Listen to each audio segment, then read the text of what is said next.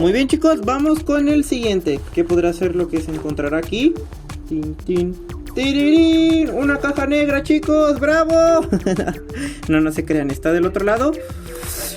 Ahí está, chicos, sí, exactamente, unos keycaps. Estos keycaps van a servirnos precisamente para nuestro teclado. Se los voy a mostrar. Déjenlos saco. Mírenlos. ¡Ay!